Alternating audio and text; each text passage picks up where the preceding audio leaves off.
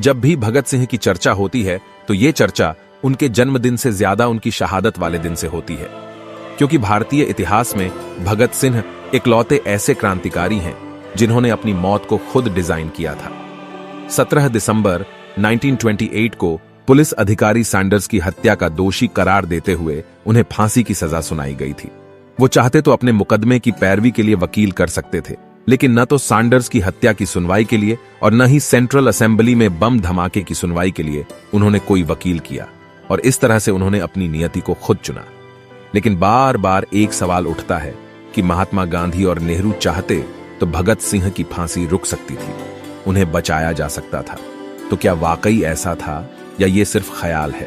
हवा में रहेगी मेरे ख्याल की बिजली, ये मुश्ते खाक है फानी, रहे रहे न रहे। 27 सितंबर 1907 को पैदा हुए और 23 मार्च 1931 को फांसी चढ़कर शहीद हुए भगत सिंह ने इन लाइनों को अपनी जेल डायरी में लिखा था। ये लाइनें अपने आप सब कुछ बयान कर देती हैं, फिर भी परिस्थितियों को थोड़ा समझने की कोशिश करते हैं। सैंडर्स की हत्या के बाद भगत सिंह, राजगुरु और जयगोपाल भाग निकले थे।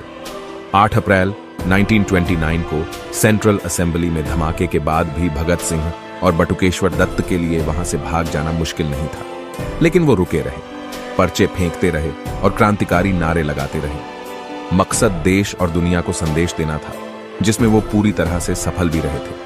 गिरफ्तारी के बाद 7 मई 1929 को जब मुकदमे की सुनवाई शुरू हुई तो भगत सिंह की तरफ से आसफ अली कोर्ट में मौजूद थे।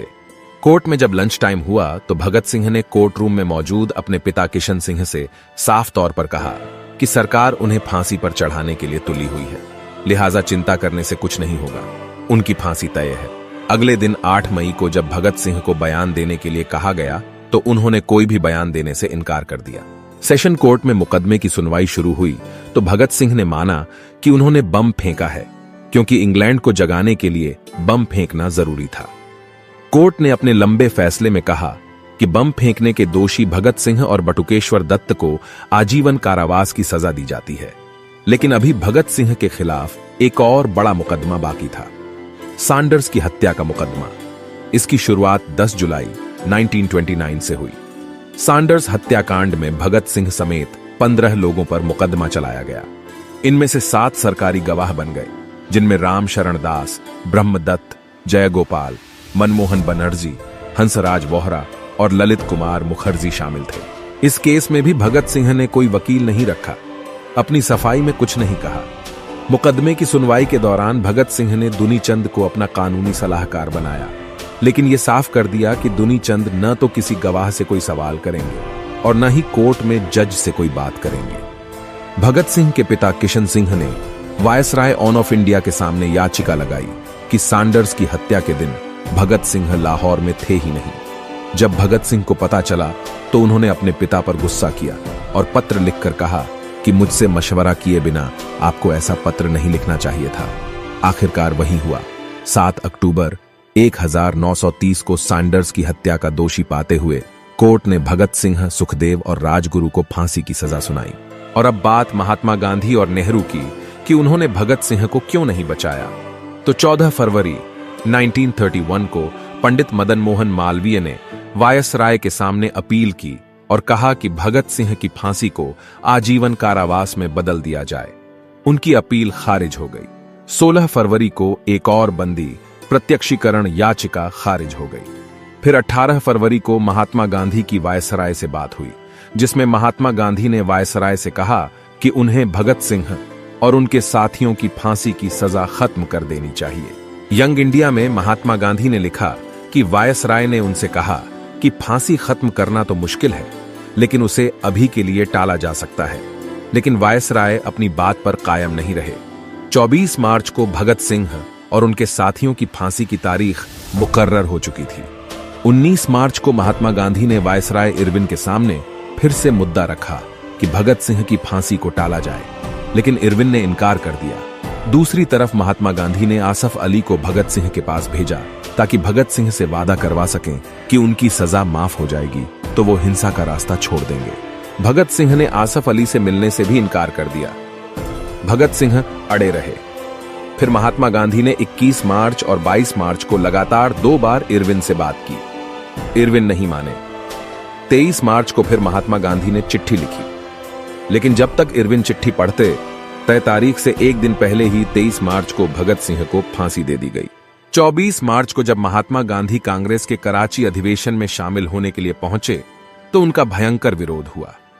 महात्मा गांधी ने कहा, चाहे वो कोई भी हो, उसे सजा देना मेरे अहिंसा धर्म के खिलाफ है, तो मैं भगत सिंह को बचाना नहीं चाहता था।